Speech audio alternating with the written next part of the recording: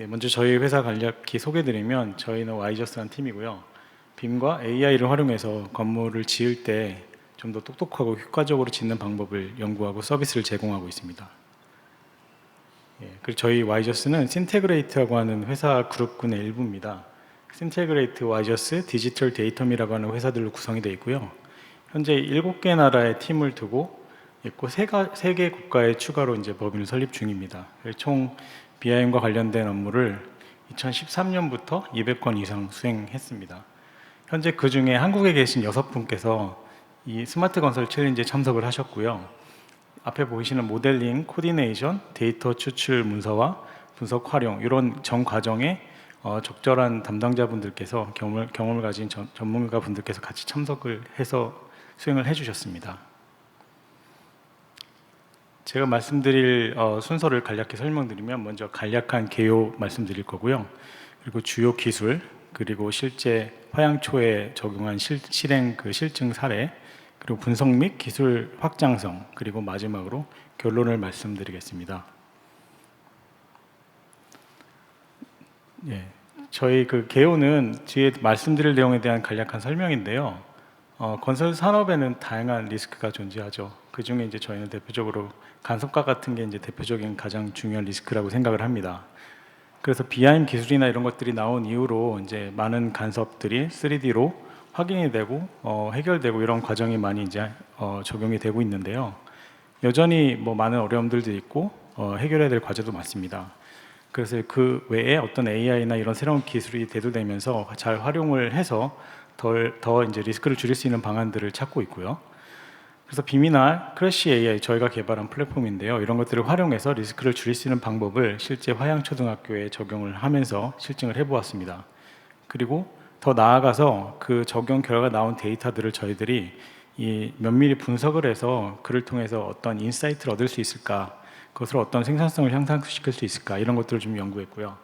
그 결과 이제 이런 리스크 관리, 생산성 향상에 빔과 AI 관련된 어떤 기술의 데이터를 활용해서 많은 도움을 얻을 수 있을 것이라 생각합니다. 먼저 주요 기술 말씀드리겠습니다. 앞서 말씀드린 대로 이제 건설 프로젝트에는 다양한 참여자들이 함께 일하고 있습니다. 예측할 수 없는 다양한 리스크가 존재하는데요. 뭐 예를 들면 재작업, 공기 지연, 비용 상승, 그리고 안전사고 이런 다양한 리스크들이 존재합니다.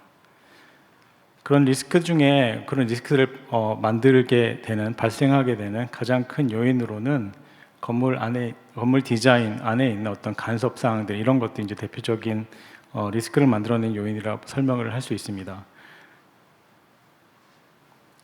BIM이 나온 이후로 이런 리스크들이 빔을 쓰면 순식간에 뭐 다 해결되고 뭐 3차원으로 되기 때문에 모든 게 완벽하게 코디네이션이 이루어져서 다 해결돼서 다 해결되기 때문에 리스크가 줄고 이렇게 생각하실 수 있지만 사실 그 과정에서 많은 분들의 노력과 시간이 들어가게 되고 또 그 과정이 그냥 순식간에 이루어지는 것도 아닙니다. 다양한 분들의 노고와 그리고 다양한 또 방법을 통해서 이런 리스크들이 줄어들게 됩니다. 그러면서 그 과정에서 여전히 해결이 안 되는 것들이 많이 있는데요. 실제 한 2년 전부터 이제 저희가 일을 하면서 겪었던 어떤 문제에 대해서 간략하게 동영상으로 준비해 왔습니다. 오늘 아침까지 구조 A존 간섭 남은 게 몇 개인가요? 확인해 보겠습니다. 모델 다 다시 확인해야 해서 시간이 좀 걸리겠네요. 네, 실제 2년 정도 전부터 저희가 맞닥뜨렸던 이슈고요. 하나 더 보여드리겠습니다. 간섭 보고서로 뽑아서 주실래요? 내일까지 드려도 될까요? 시간이 좀 걸려서. 간섭 보고서가 늦어지니 실제 이슈 해결이 자꾸만 지연되네요. 네, 뭐 실제 현장에서 일을 하시는 분은 잘 알고 있는 정말 매일 겪을 수도 있는 일입니다. 이런 일들을 겪고 있는데 이제 요즘 AI가 나오면서 그럼 AI도 나왔고 그런 걸로 많은 걸 할 수 있다는데 대체 우리는 왜 그런 거 아무것도 안 되죠? 그러면 이제 현장에 계신 담당자분들, 특히 기술 관련된 분들은 죄송합니다. 그렇게 간단한 일이 아닙니다. 이런 대답을 하게 되죠. 그래서 이런 이슈들을 저희가 실제 저희 팀들이 일을 하면서 맞닥뜨렸고 한 2년 전부터 열심히 노력을 해서 이제 기술을 개발을 해왔고요. 개발해낸 기술들 현재 활용을 하고 있습니다. 그래서 간섭과 같은 경우에는 간섭을 데이터를 수집한 다음에 데이터베이스화 시키고 실제 시공에 필요한 정보를 제공합니다. 예를 들면 뭐 그 안에 대시보드 많이 보셨겠지만 실제 대시보드 중에 현장에 계신 구조 전문가 이런 분이 필요한 정보는 좀 약간 다릅니다. 그런 것들을 직관적으로 볼 수 있게 하고, 그리고 손쉽게 이제 챗봇이 답을 할 수 있는 시스템도 있고요. 그리고 일을 하면서 아까 간섭 보고서 오래 걸린다고 했는데 그것도 바로 데이터를 넣자마자 바로 생성되는 이런 시스템을 만들어 사용을 할 수가 있습니다. 그것과 관련된 저희 그 후레쉬 AI 시스템의 동영상을 짧게 보여드리겠습니다.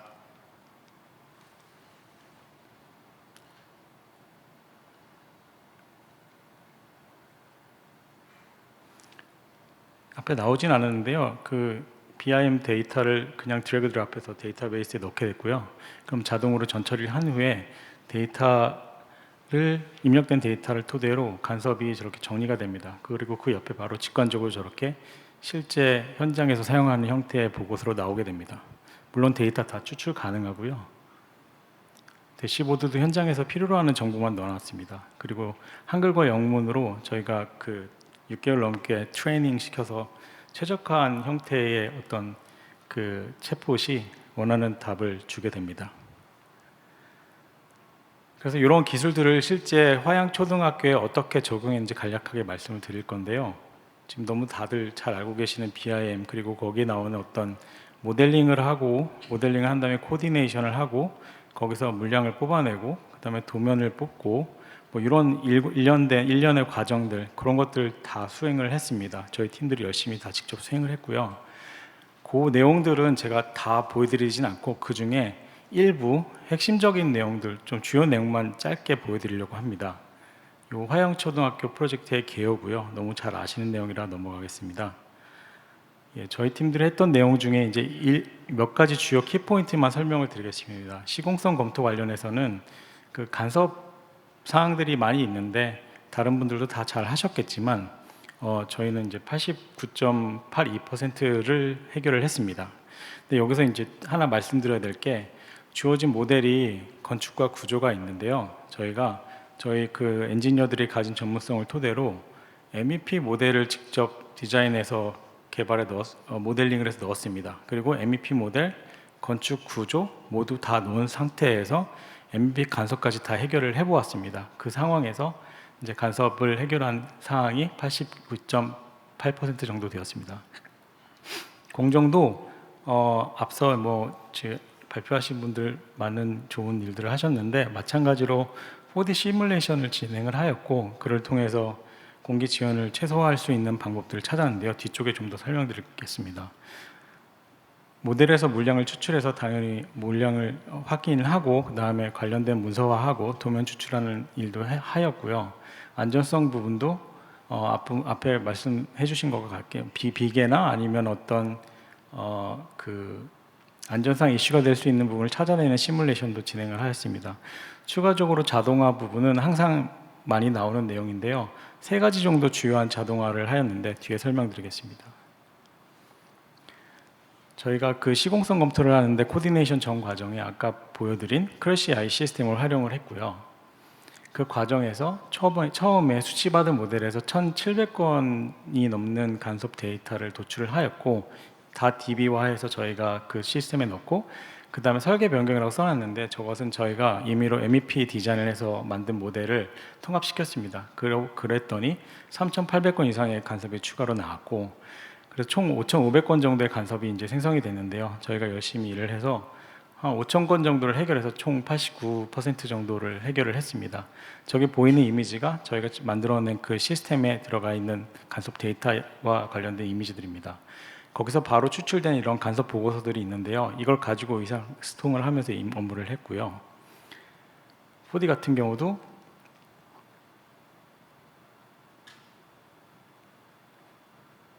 일정과 연결해서 시뮬레이션을 진행했습니다. 한 가지 흥미로운 것은 저희가 찾아낸 것 중에 5층에 골조 공사가 있는데 그 중에 또 3, 4층에 외장 공사가 있습니다. 근데 특히 이 일정이 이제 동일하게 겹쳐 있는데요. 모델을 면밀히 살펴본 결과 같은 작업 공간에서 작업자들이 근무를 해야 하는 곳이었습니다. 그래서 이 부분의 경우 총 면적이 여기 약간 깨지긴 했는데요. 330제곱미터 정도나 됩니다. 그 안에서 같은 작업자들이 다른 공정을 일을 해야 하기 때문에 리스크가 있다고 판단되었고요. 그 문제를 해결했습니다. 여기에 저희가 이제 가지고 있는 다른 기술력으로 태스크 AI라는 다른 플랫폼이 있는데요. 가운데 보시는 게 인터페이스입니다. P3와 같이 스케줄을 작성을 하고 여기서 이제 P3와 같은 기능을 하는데요. 이 툴을 통해서 P3로 시뮬레이션을 하고 그 공정을 최적화하는 것과 같은 방법으로 방금 말씀드린 외전과 골조의 그 공정을 최적화하였고요. 그래서 이제 붙어 있는 공정을 떼내기 때문에 기간이 길어지는데 그 딜레이 되는 기간을 4일로 최소화할 수 있었습니다. 한 가지 흥미로운 건 이 툴 안에 저희가 일하는 작업자들의 작업들을 같이 연결을 할 수 있게 되어 있습니다. 세세한 작업과 일하는 시간들, 그 다음에 그분들의 요일까지 같이 들어가 있어서요. 저희가 저렇게 공정을 바뀌게 되면 이 작업자들의 지금 현재 투입량이 얼마인지, 그리고 비용이 얼마나 바뀌는지 이런 것들이 실시간으로 바뀌게 됩니다. 그런 과정을 통해서 공정을 관리하고 이제 다양한 혜택을 얻을 수 있었습니다. 그 외에 물량 관리, 이제 모델에서 추출한 데이터를 활용해서 다양한 문서화 그리고 뭐 도면화를 하였고요. 안전도 마찬가지입니다. 왼쪽에 보이는 게 도면인데요. 거기 빨간색으로 위쪽 상단에 보시는 것처럼 네모난 박스가 있는데 이게 사실 개구부입니다. 근데 도면에서 표현이 돼 있지만 거의 알기 힘들죠. 근데 옆에 보시는 것처럼 오른쪽에 보시면 이게 개구부인지 확인을 할 수 있습니다. 뭐 저런 것들이 시각적으로 그냥 바로 발견이 되는 것들이라 그렇게 어렵지는 않습니다. 그리고 아래 이제 뭐 어떤 작업을 위한 장비, 위치 이런 것들 당연히 이제 손쉽게 집어넣고 확인할 수 있는데요. 그 외에 이제 자동화 스크립트를 당연히 작성을 했고 비계 같은 거를 만든 뒤에 비계 중에서 어떤 간격이 어떤지, 그 중에 뭐 어떤 일정한 간격을 넘어가는 건 어떤지 이런 것들도 찾아냈습니다. 이런 것들이 다 안전에 대한 리스크를 줄일 수 있는 방법이라 생각이 됩니다. 네, 자동화 방법을 크게 3가지 정도 썼는데요. 모델링에도 당연히 자동화 방법을 썼습니다. 그러니까 비계 같은 경우에는 저희가 손으로 하나하나 할 때랑 자동화 방법으로 했을 때 비교를 해본 결과 100배 정도 속도가 빨랐습니다. 그리고 다른 자동화 방법을 활용한 것 중에 하나가 설계 변경이 일어나면 사실 설계 변경이 한번 일어났을 때마다 따라오는 부수적인 작업이 굉장히 많습니다. 다양한 걸 검토해야 되고요. 그런데 거기에 추가로 원래 있었던 디자인과 다음 설계 변경된 디자인이 얼마나 차이가 나는지도 항상 확인을 해야 되는데요. 이게 그렇게 생각보다 쉽지 않습니다. 그리고 시간이 많이 걸리는 일이라 이런 것들을 자동으로 할 수 있는 방법을 찾아서 자동화 방법을 셋업을 하고 그리고 실제 활용을 했습니다. 차이나는 부분을 찾아내고 이걸 DB화해서 DB에 넣은 상태에서 계속 관리를 하면서 프로젝트를 진행했습니다. 이렇게 화양초등학교에 관련된 빔과 관련된 모든 업무를 수행하고 방금 말씀드린 주요 어떤 혜택들을 저희가 발견할 수 있었습니다. 거기에 추가로 업무한 데이터를 저희가 다 수치해서 한번 분석을 해봤습니다. 실제 저희 6명 정도가 일했는데요. 총 300여 시간을 근무를 했습니다. 화양초 실증을 하는 데만 그 정도 활용을 했고요. 그 이후에 3명이 100시간 정도를 활용해서 추가 데이터 분석 업무를 했습니다. 그래서 16,000여 개의 부재들을 모델을 생성을 했고요. 그리고 5,500여 개의 간섭을 도출을 해서 문제를 많이 해결했습니다. 그래서 이걸 다 DB화한 뒤에 모든 데이터를 놓고 전처리를 하고 그 다음에 데이터 애널리틱스를 수행을 했습니다. 예를 들면 태스크 시간이 개개인별로 얼마나 다를까, 계획 대비 왜 이렇게 차이가 날까, 그리고 업무 종류별로 시간이 얼마나 다르게 걸릴까, 그래서 담당자별로 어떻게 일을 했을까 이런 것들이 궁금했습니다. 그런 것들이 다 업무 효율성을 향상시킬 수 있는 것들이라 봤고요. 추가적으로 원래 실제 업무와의 차이랑 태스크 시간을 줄이기 위해서 과연 이 요인이 어떤 다른 것과 상관관계가 있는지도 파악을 좀 해봤습니다. 그래서 요거는 이제 간략한 요약인데요. 실제 저희가 계획한 것 대비 항상 일을 했을 때 평균적으로는 7분 정도 더 걸렸습니다. 그런데 보통 작업이 굉장히 짧은 건 30분이지만 긴 거는 4시간에서 뭐 정말 긴 건 5, 6시간까지 잡히기 때문에 상대적으로 저희가 계획을 잘해서 잘 맞춰서 온타임에 끝냈다고 볼 수 있을 것 같습니다. 그 다음에 카테고리별로 이제 또 어느 정도 시간을 투입했는지 확인했는데요. 프로덕션이 압도적으로 높았고요. 재밌는 건 프로덕션과 매니지먼트 같은 것들이 좀 초과 시간이 긴 것으로 나타났습니다. 그 외에 어떤 태스크가 가장 많은 사람들 그리고 가장 적은 인력 시간을 많이 쏘는 사람들, 그리고 날짜별로 또 시간별로 일을 하는 것들을 분석을 했고요. 그것들을 토대로 인사이트를 얻었습니다. 그래서 예를 들면 너무 당연하지만 밤에 일하는 게 생산성이 좀 떨어졌고요. 낮으로 옮겨야 되겠다는 결론을 냈고, 인력별로 좀 차이가 났는데 그 중에 좀 베스트 프랙티스를 찾아서 매뉴얼한 뒤에 개개인별로 맞춤형으로 좀 더 일을 잘할 수 있는 대책을 세울 수 있을 거라 생각이 됩니다. 여기에 이제 저희가 만들어낸 실제 모델의 데이터도 같이 분석을 했는데요. 흥미롭게도 분당 12.2개 정도의 부재를 만드는 생산성을 보여줬습니다. 그리고 또 재미있는 게 간섭 데이터도 함께 넣어서 확인을 했는데요. 그 경우에 보면은 전기통신 같은 경우에 이제 저희가 임의로 다시 디자인을 해서 넣었던 모델 같은 경우에 전체 부재 중에 5개 중에 4개가 간섭이 생기더라고요. 그래서 그 시간이 많이 드는데 비해 굉장히 많은 간섭을 갖는 공정으로 나왔고요.